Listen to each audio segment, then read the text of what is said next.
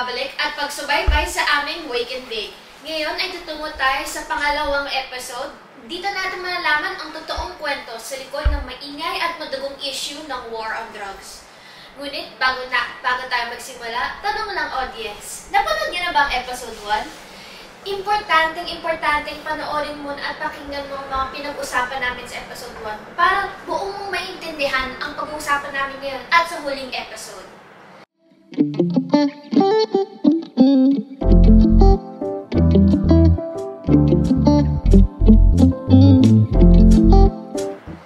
Maligayang pagbati sa mainit-init na araw na ito.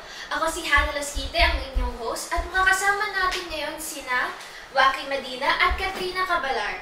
Maaari ba kayong magpakilala sa ating mga listeners? Yes, hello po. Ako po si Waki. Ako ay isang political analyst. Ako naman si Katrina, isa akong journalist. Magandang araw sa lahat. Maraming salamat sa pagtanggap ng aming imbitasyon upang maging guest sa episode na to. Bale, recap lang tayo sa usapan nating episode 1. Natalakay doon ang mga kasalukuyang sitwasyon ukol sa issue ng illegal na droga, ang nagiging national crisis ngayon na tinatawag war on drugs. Ito ay pinapangunahan ng dati nating presidente, si Rodrigo Duterte, at yung mga kapulisan niya. Ang pangunahing biktima ng mga giyera kontra droga na ito ay yung mga pinagsuspektang drug user o drug pusher.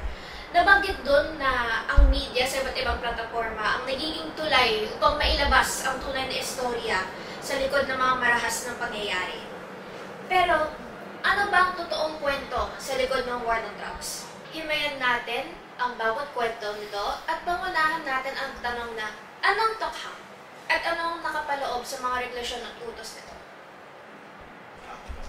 Okay, so ang tokhang, I have a source right here.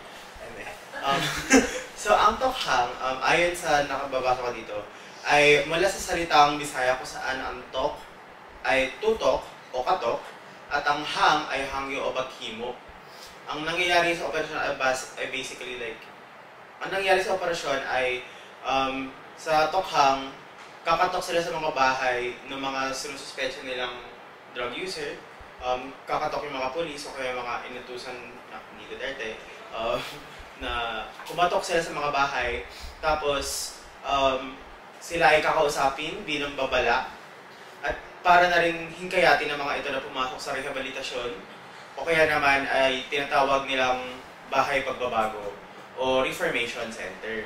Maganda sana yung layunin ng operasyon na to, kaso nabahira ng karahasan at imbis na dalhin sila sa rehabilitasyon, napalitan ito ng karahasan at kamatayan. Totoo yun, no? Kung iisipin natin, epektibo sana yung off-plan tokhang para mawakasan ang tunay ng problema sa illegal na droga. Ngunit dahil nagbitaw si Duterte ng mga salitang shoot them dead at yung patayin niya silang lahat, naging marahas ang sitwasyon natin noon ng panahon na nauso yung war on drugs. Dahil dito, binigyan niya ng permiso ang mga pulis na mag-shoot to kill na lang kahit na sino at talagang sinunod naman nila. Talagang berdugo rin ng mga kapulisan dahil inabuso nila ang kapangyarihan nilang pumatay na lang ng kahit na sino. Maaalala nyo na bawat balita ay naglalaman ng may namatay sa ganitong lugar dahil sa off-plan tokhang. May laban dito kaya napatay siya ng mga pulis, tapos may mga balita rin na may mga nadamay sa off-plan tokhang na yun. Yun nga, isa pa sa malala ay maraming inosenteng taong nadamay dahil sa off-plan tokhang. Parang naging normal na naririnig mong napatay dito, napatay doon, na walang reason at walang kaundangan. Usapan din yung quota reward system sa mga pulis. Na bale, depende sa dami ng taong pinatay mo, mas madami kang makukuhang reward. Ito yung reveal nga ng House Quad Committee ni Police Colonel Jovi Espanido, na kung sino man ang may pinakamaraming napatay, sila din namang pinakamaraming reward. Dito napapasok yung usapin natin mga extrajudicial killings or EJK. Sa mga nakita nating dulot nito sa panahong nangyayari ngayon, Ano sa tingin niyo pinakamalalang epekto ng mga EJK? Mula pa lang sa buong ideya ng EJK na nangangahulugang sadyang pagpatay ng tao na hindi man lang dumadaan sa kahit anong legal na proseso, ay sobrang lala na. Kumbaga, nasa kamay na ng mga nasa opisyal, nasa pwesto, ang katarungan at hustisya ng mga taong yon. At isa itong malaking kabastusan sa tunay na batas natin sa Pilipinas at malaking pagtapak ito sa karapatang pantao. Sa libo-libong namatay sa ilalim ng gyera kontra droga, ni isa doon ay hindi pa nagkakaroon ng hustisya hanggang ngayon. Idagdag mo pa ang malaking porsyento ng mga 12,000 to 30,000 ng mga taong inosenteng namatay. Meron pang statistics na inalabas ng World Organization Against Torture and yung Children's Legal Rights and Development Center na 122 na mga batang namatay at nadamay dahil nasa Oplan Tokhang. Nakagalit na walang pinipilang edad ang tinatamaan ng mga bala ng kasamang pinalaganap ni Duterte. Oo, tsaka kahit sabihin pa natin totoo ang drug user yung mga taong yun, o kaya pusher yung mga pinatay nila sa EJK o sa Oplan Tokhang, brutal na kamatayan mo talaga dapat yung sagot. Hindi ba nga, yung unang mission ng Oplan Tokhang ay dalhin sila sa rehabilitation center at nakakasagabal sa utak ko ngayon ay bakit nag-iba yung motibo ng Oplan Tokhang na nag-shift siya papunta sa patayan imbes na pausbungan nila yung rehabilitation system ng bansa. Yun talaga ang hindi ko maintindihan. Hindi ba dapat kaharapin ng mga drug pushers ang krimen na ginawa nila sa tamang proseso at sa harap ng korte at hindi sa harap ng bala ng baril ng polis? Parang wala naman kasing saysay na lang yung buhay kung mapagilty ka man o hindi, basta babarilin ka na lang para sa kota, di ba? Basta-basta na lang silang pinatay tapos hindi binasahan ng mga karapatan, hindi binigyan ng due process, hindi binigyan ng pagkakataong ipahiwatig ang kanilang bersyon ng kwento. Dahil nga isa kong journalist, naging madalas yung balita namin noon ng pagkawala at pagkadukot ng mga tao. Tapos bigla na lang makikita yung mga bangkay nila na balot ng tape yung ulo o kaya yung buong katawan nila. Tapos may karatula na addict ako o kaya pusher ako, wag tularan. Sobrang nakakalungkot at nakakapanghina marinig yung makita at saka marinig yung mga ganong bagay noong panahon ni Duterte. At dahil nga sunod-sunod ang mga pinatay noon, unti-unti nang nababahiran ng dumi ang pangalan ng PNP sa publiko. Naririnig ng mga tao na nandiyan yung PNP, hala, bawal akong sa gabi naglalakad lang, bawal akong lumabas, kailangan ko umuwi kagad kasi baka ma-accuse ako ng something. Kaya nagkailangan silang maghugas ng kamay, kumbaga, naghahanap na ng rason kung bakit merong nagpatay, kung bakit pinatay na lahat ng mga tao na yun. Kaya sinasabi na nalang rason sa media at sa publiko, nanlaban yung taong pinatay ko kanina, nanlaban yung kinatukan ko ng bahay. So, anong masasabi niyo doon? Ang ano talaga sa akin is like, sinasabihan nilang nanlaban yung mga tao para lang hindi sila para hindi mapunta sa kanila yung hatol ng kaso or hindi sila makasuhan, hindi sila mabuking, gano'n. Binibigyan nila ng rason yung pagkapatay nila dun sa mga tao na hindi naman totoo. May lumabas na recently dun sa, ewan ko nakita ninyo yun sa Facebook na mayroon daw parang binaril siya sa isang eskinita, dyan lang sa Malate. Tapos, nag-play dead siya. Tapos pagkaalis ng mga polis, tumawag din siya ng ambulansya. Tapos doon niya, doon niya naipahawatig yung totoong nangyari. At sinabi niyang, sinabi daw ng polis dun sa kapwa-polis niya na nalaban daw kaya niya binaril. Alam mo yun? So parang yung corruption, hindi lang sa pang-gobernong scale, hindi lang sa pang-gobernong scale, para nasa loob din siya ng PNP mismo. nakakabahala talaga yun para sa akin. At para bang wala bang alternatibong solution, parang papatay na lang, tsaka sila mag-iiwan ng barel sa tabi nung bangkay para lang sila yung masisi. Para bang panakip-butas nila to yung pagpatay, diba? At lalabas na hindi mali yung ginagawa nila kahit obvious naman na mali. So, Dahil sa mga sinabi mo, naalala ko yung kwento ni Paquito Mejos na isa lamang sa mga libo-libong sinasabing nanlaban. Siya ay isang drug user na sumuko sa mga lokal na otoridad matapos malaman na siya ay nasa watchlist ng mga drug suspect. Pinatay siya ng mga pulis habang natutulog, pero nakasaad sa ulat ng pulisya na nanlaban si Mejos gamit ang baril at nakuha ng mga pulis ang shabu sa bulsa niya. Pero ang totoo nun, batay sa mga kamag-anak niya, wala naman siyang baril o kahit shabu sa panahon na yun, nung nangyari yun. Pero maraming police reports ang nagigiit ng self-defense para lang bigyang katwiran ang ginawa nila, tulad nga ng nangyari kay Paquito Mejos. Pero taliwas naman yon sa kwento ng mga nakakasaksi sa tunay ng nangyari. Isa pa sa mga kwento na narinig natin paulit-ulit, hindi mo ma-escape sa social media din yung kwento ni Kian. Si Kian Lloyd de los Santos, yung 17-year-old na lumabas lang para bumili. Wala namang ginagawa. Lumabas lang para inutusan, kumbaga. Tapos, nung mga August 2017, pinaril siya, pinatay siya. 3 pulis, lahat sila, sinabi nila, nanlaban siya. Pero nung tinanong yung mga taong naka-witness, yung mga taong nakasaksi sa area, sinabi pa nila yung mga last na words niya is, tama na po, may exam pa ako bukas. Grabe yun, no? Na kailangan pang magmakaawa ng isang binata para sa buhay niya.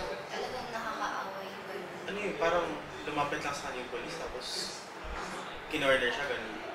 Kumbaga ganun. Kasi lumabas lang talaga siya, inutusan siya na merong bibilin din lang. Nasaktuhan lang siya. Ano naman yun? Imagine niyo kung mayaman siguro si Kia. Hindi siguro mangyayari yun. O kung mukha siyang malinis sa katawan, hindi naman siya sinasabi ko. Pero kung, alam mo yun, stereotypical na, Atenean, di ba? Ganon, babarin din kaya siya. Actually, yun yung next kong itatanong sa inyong dalawa. Napansin niyo ba na parang karamihan ng mga nagiging biktima natin, na yung mga nakikita dyan, puro mga low-level drug user lang. Mga taong tila lower class o may hirap. Wala tayong narinig sa balita ng mga malaking kingpin na pinapatay o mga drug pusher, mga drug user talaga na talagang kilalang kilala. Walang tao bang mayaman na gumagamit? Bakit parang puro normal lang na tao? Maraming dahilan ang nag-uugat sa bagay na yun. Unang-una na totoo namang mas madaling abutin ng maliliit na drug users at pushers. Wala silang pera, walang kapangyarihan. Wala silang kakayahan na magkaroon ng proteksyon at ipaglaban yung sarili nila sa harap ng korte. Walang boses sa lipunan dahil nga mahirap lang sila. Pangalawa, kasalungat ng una, ang mga drug lords ay paniguradong malaking impluwensya nila at malaki yung pera nila, mayaman sila, at madalin lang nilang itanggi sa harap ng batas yung mga ginagawa nila. At panigurado niyan, may connection sila sa gobyerno na nagpoprotekta sa kanila. At yun yung pangatlong rason doon na dahil nga may connection sila sa gobyerno, protektado sila ng mga, hindi sila kailanman ilalaglag ng mga kasabwat nilang opisyales dahil malaki rin yung natatanggap ng mga opisyales na yun mula sa drug lords. Like, alam naman natin yun, hindi na kailangang lumabas pa ng na official na balita. At ang pang-apat, sadyang taktika ito ng mga kapulisan upang mabilis na lumabas ang para sa kanila magandang resulta. Kasi dahil nga marami silang nahuhuli na drug users, drug pushers, ang lalabas nun ay mabilis silang kumilos, magaling silang kumilos na kapulisan.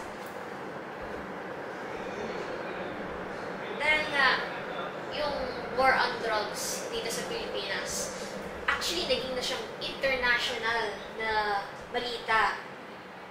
Naging na siyang parang news story rin sa ibang bansa na pinapakinggan sa atin.